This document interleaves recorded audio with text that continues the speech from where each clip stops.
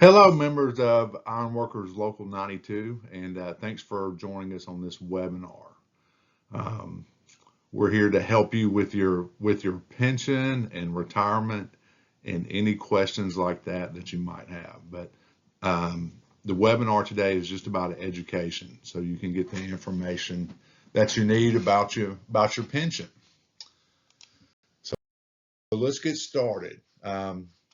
This is what we're going to talk about: your money purchase pension plan.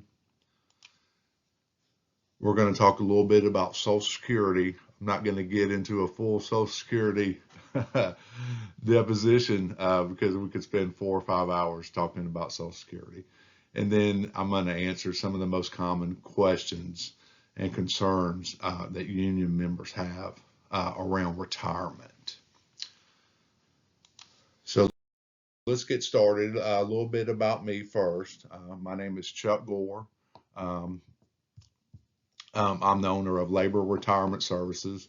We are a financial advisory firm located here in Birmingham. And you can see all my contact information here and website, laborretirementservices.com. I have a lot of additional information and useful resources on there if you ever want to take a few minutes and look through that. But I've been working with organized labor for 12 plus years now. That's all I do. I work with some of the largest organized labor unions in the country: Ironworkers, IBW, USW, pipe fitters, all throughout the Southeast. So I travel all over the place, but Birmingham is home. So a little bit about what we provide. Now, I am a financial advisor, so I'm a fiduciary for you. I'm securities licensed, through my broker dealer, which is Cetera. And so everything that I do is I act as a fiduciary for you, which means I work in your interest to show you things that are what's in your benefit, not anybody else's. That is my role as a fiduciary. But we do financial planning and retirement planning. That is the core of our business. Anything from when you're first starting out to when you're actually pulling the trigger to retirement, and then beyond that. Life expectancy now has gotten very long. So if you are retiring at age 62, hopefully you can expect to live for at least 25 to 30 plus years. So retirement can stretch on for a long time. So we need to plan accordingly. We also do estate planning. Now I have an asterisk up there because when you do get into areas of estate planning, there are trusts and things like that. And an attorney has to be involved to create the actual trust documents. I'm not an attorney. But I can refer you to several to help you with those. So if you are looking at estate planning, we can definitely help you with that. Investment analysis is a core thing of what we provide. We want to keep you on track, keep you updated as to what's going on. And then obviously a regular review. That's important because things in your life are going to change, not just when you're younger, as you might be getting married, children, death of a family member, a parent. All those things can affect your planning. So we need to keep your planning on track and adjust as things happen. And then in retirement, things are going to happen as well. You just don't go from one year to the next and nothing's going to happen. So things will change. So we want to make sure that we're adaptable to meet all those changes. So let's get into it.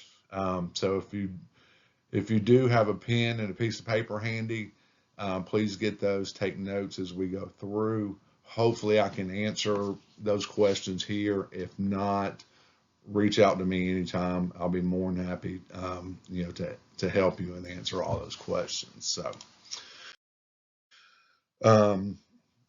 but before we actually get started, I wanted to just let you know that you have a great pension. You have great retirement benefits. And I want you to, next time you see your union leadership, thank them. They fight very hard to get you these benefits. So thank them for all the hard work that they do. Okay, so that's my little sidebar, because I don't think that they get the recognition that they deserve sometimes, because it can be difficult and hard when they're in there doing these negotiations for you. But your pension is considered a money purchased pension plan, and it is managed by John Hancock. John Hancock is a large financial carrier. So they manage not only yours but several other benefit plans in Alabama that I'm aware of. Now, this is a tax deferred plan. So what that means to you is everything that's in your plan, all those funds, whether it's $100,000 or $1 million, all that money is taxable at some point, because all the taxes all the contributions that go in and all the growth, that money is 100% taxable at some point. So we're going to talk about that later on, when we get to distributions and how to manage that and plan for those taxes, so you don't get killed by the IRS, because taxes aren't inevitable, but we don't want the IRS in our business. We want to get them out of our business as much as we can. Okay. So being a tax deferred plan, your contributions are $7.25 an hour. And the contributions are made by the employer on your behalf. So your account, every hour that you work, $7.25 goes in there. And that's a great rate. So again, thank your leadership, because this is phenomenal. Now your plan has mutual funds. You're invested in mutual funds. Okay. Now a mutual fund is just a group of assets that are invested. Okay. So it could be it's usually individual stocks, could be bonds, could be just some money market cash positions. There's some of those out there. There's some Bitcoin mutual funds. There's all kinds of things that are in a mutual fund. But typically, for what you have in your plan, they're simply grouped into different scenarios. And scenarios, I mean, you're going to have an S&P type fund. You're going to have a small cap fund, which is emerging companies, your smaller companies. Think about Apple. When Apple first went public, they were a small cap stock, but now they're not. Now they're more of a blue chip, established companies. And you have a Dow component for some of those, which are your blue bloods that have been around for a long time. So you have different options in there. But when you start your plan, you're put in target date funds. And target date funds, these are the best way for novice, to manage their funds, even for experts, because they are managed for you, and they're done in a way to maximize the gains inside your plan while limiting the downside risk. There's always risk, but we want to manage it the best we can. And the target date funds do this. So if you think about it this way, if it's 2025 and you're planning on retiring in 25 years, you want to look and pick a target date fund, a 2050 target date fund. Okay. So how they would do that is the further away you are from 2050, the more aggressive your positions are going to be. So they're going to manage and put it in funds that are more aggressive, that have more upside. And then every year, as you get closer to 2050, they're going to reduce that risk and exposure automatically for you. You don't have to do anything. It's done every year. So the closer and closer you get to year 2050, you're going to be in a very, very, very conservative position, which is what you want to do. Because if you look back just to 2008, market crash went down 45%. If you were in an aggressive position then, you lost 40% of your money. That's difficult to gain back when you're close to retirement. So as you're closer to retirement, as you're closer to that 2050, you're going to be in a very conservative position. So if there is something dramatic that happens in the market, your risk is very low. And so you shouldn't be affected too much because you're going to be in very conservative and cash type positions. So keep it in the target date funds, and don't go in there and look at your account every day. It'll drive you crazy. But stay up on it. If you want to look at it every quarter, that's what I would recommend. Worst case scenario, at least once a year. But if you look at how your pension would work, if your contribution rate is 725, you're working 2,000 hours a year, which is 40 hours a week for 50 weeks. I know you're going to work more than that. I work way more than 40 hours a week every week. But just doing that, that's $14,500 a year in annual contributions. And if I just ran some simple projections. If you're getting a 6% return every year, after 15 years, you're going to have over $330,000 in your account. 20 years, 553, and then 30 years, $1 million, in your account. And that's just at a simple 6% return every year. We know the market's going to fluctuate every year. Some years you're going to get more. Some years you might get less. Some years might be negative. So plan accordingly. But these are just some basic scenarios. Okay, so let's look at the distributions. When you can get your benefits, because you started out and you worked for 30 years, and now you're ready to contemplate retirement. So when can you get your money out? Well, normal is age 62. If you're age 62 and you've worked, you can get your money out. You can always get your money out with an early retirement if you've reached a couple of milestones. You have to be 55 and you have to have at least 5 years of service.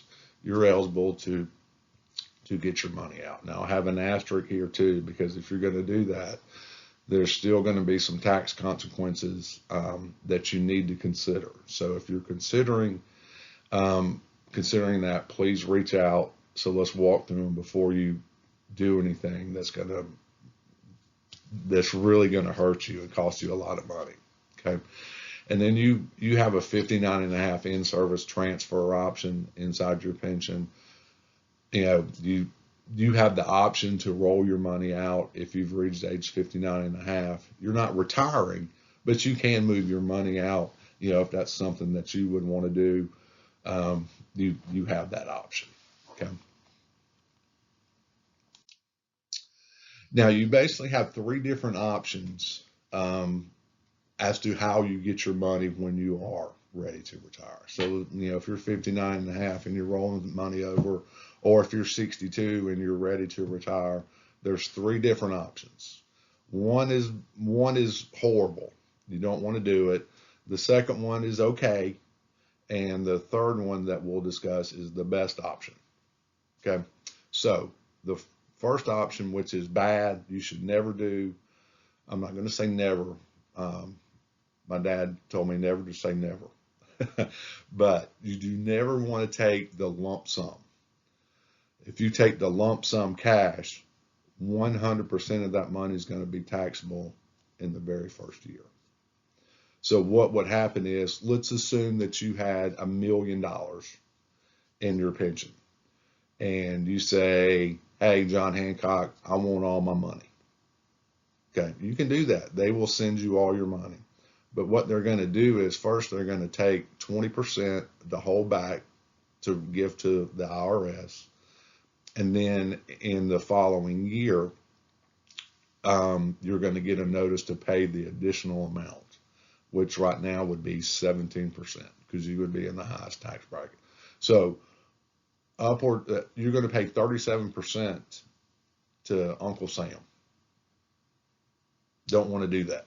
That's just the federal. That doesn't count the state tax and things like that you're going to have to pay, because 100% of that money is considered ordinary income, and it is taxable at the highest tax rate there is. Okay. Now, I've seen people do this. They will take 100% of their money out, and they'll take the cash, and they don't understand the tax consequences of doing that. I've seen somebody in Louisiana, and this gentleman, I warned him. I told him, this is what's going to happen when you take your money out. They're going to hold back 20%, and then you're going to have to pay the rest in the following tax year. Well, he did that, and he thought he could do it smartly, and he paid off his daughter's mortgage. He paid off his daughter's student loans that she had a few other small debts that he paid off. And then he had, just about $200,000 left over after he did all that. Well, then the next year comes, and Uncle Sam says, hey, remember all that money that you took out? You owe more tax on that. So he calls me in a panic and says, what should I do? And I said, well, you need to pay the IRS. You do not want the IRS on your back as the largest collection agency in the world. So he had to pay, he had to pay that tax. There's no way around it. You have to pay it. So he was left with less than $100,000 in his retirement. Now he didn't have any debt. His daughter didn't have any debt. He had a brand new truck, but he didn't have any money. All he had was his Social Security. So there's better ways to do it. So don't take the cash option unless there's just something crazy that's going on. Okay. Now the section option, you can get an annuity through John Hancock. Now an annuity is, think about Social Security. Social Security is an annuity. They're going to pay you a certain amount of money for the rest of your life, and if you would like, you can have your spouse covered too as well. But you take your balance, and there's a calculation, the calculator that they use. It's based on, obviously your account value and your age, and they're going to pay you X amount of dollars for the rest of your life. So just for simplicity, if you did that, and let's say your benefit's $1,000. So you're going to get a check every month, just like a Social Security check every month, for $1,000 for as long as you live. Okay, that sounds great. That is good. Okay, but if you only live for 6 months, you get 6 months. 6 months go by and you get hit by a truck, then there's no more $1,000 checks coming. That money's gone. Okay. Nothing left for your spouse, nothing left for anybody. Now, money's gone. Now, you can set it up to where you could continue to give your spouse either 50% of that or 100% of that. And if you're going to go this route, I would urge you to do that, unless you've taken something else and your spouse has her own retirement set up somewhere else. But there is a cost involved in that because they are having to cover 2 lives. So if you wanted to do the 50% and give your spouse $500 a month, it's normally 10 to 15%. So your benefit would go from $1,000 down to $900 because they're going to reduce that, based on the cost. And if you wanted to keep it, at the 100%, it's going to be a little bit higher because they're having to pay out more money. So it's going to be 20 to 25%. So keep those in mind. But those are options.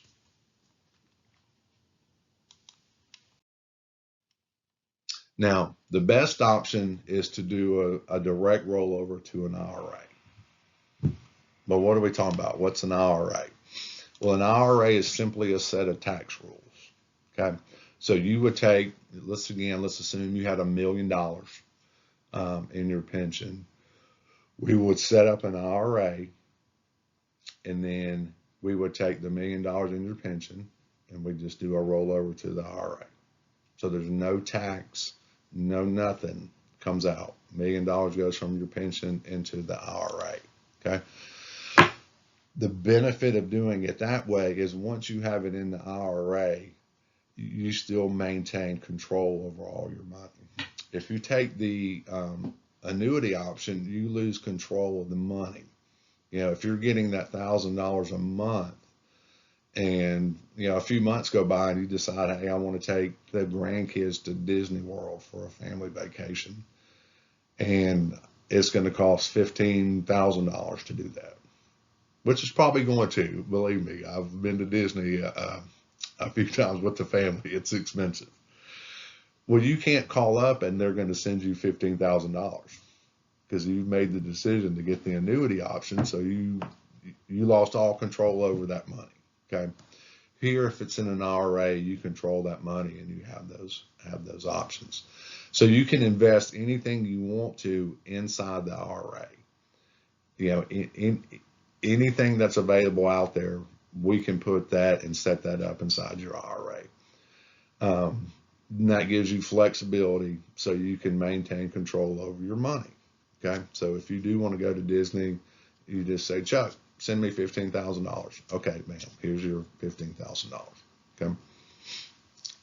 So taxes on the IRA, once it's inside the IRA, you have to obey the rules that the IRS sets up. And the IRS says when you take distributions out of an IRA, that's when you pay taxes. Okay. So if you set it up and we set it up and you said, Chuck, send me $2,000 a month. Well, we'll send you $2,000 a month. I won't, the custodian will. They will send you $2,000 a month. So you would get a 1099 at the end of the year that says you took out $24,000 out of your IRA. That's your reportable income to the IRS. Just like you got a 10, just like you got your W-2 every year when you were working, your 1099 with your withdrawals would be $24,000. And let's say you did take that Disney trip and take out $15,000. That's just going to be added on to it. So that would be $39,000 of distribution income, that you will report to the IRS. So that keeps your taxable income low. Okay. Now, if you did want to take out a lot more, say you wanted to have a substantial distribution, you can do that. But that's just, let's say you needed to take out $100,000 because you wanted to do some renovations on your home. I've had clients do that. Well, let's do that, but you can do it to where, let me take $50,000 out in December of one year and then wait until January of next year and take the other $50,000 out.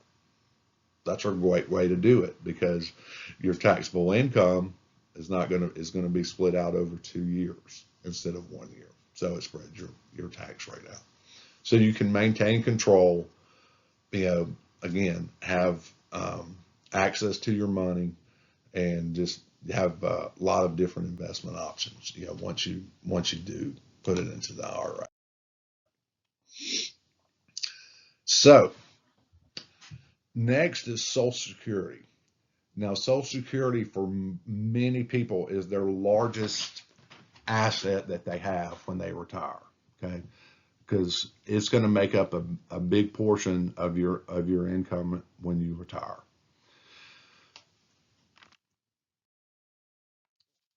So what do we want to do to make sure that we get the most out of Social Security?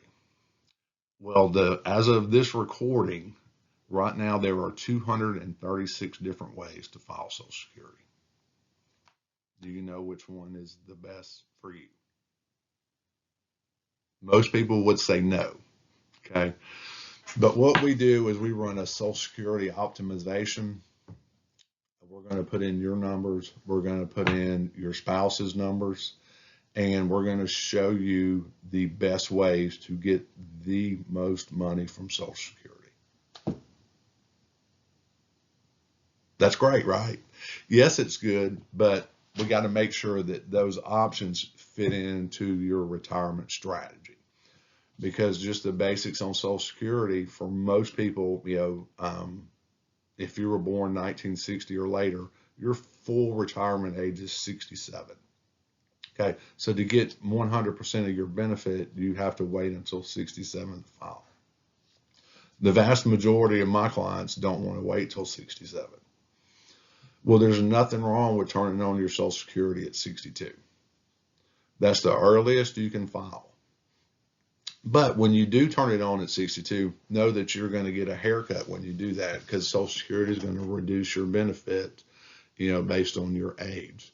So the longer you can wait, the better, but you don't have to. You can always turn on Social Security at 62. We'll look at the numbers, and if it works out, we can turn it on at 62. My job is just to educate you so you can make a smart decision as to what you want to do. I always refer to my father-in-law with his Social Security because he is 94 now, and he turned on his Social Security at age 62. And I asked him a long time ago, I said, why did you turn your Social Security on so early? And he says, well, he says, everybody in my family passed away before age 70. He says, my dad, my mother, everybody in my family has passed away young. He said, I never in a million years thought I would live past my 70th birthday. So I wasn't going to wait. I wanted to turn my Social Security on so I can make sure that I had that benefit. Well, he did make a smart decision, but now he's 94, so as it turned out, it would have been better for him to wait.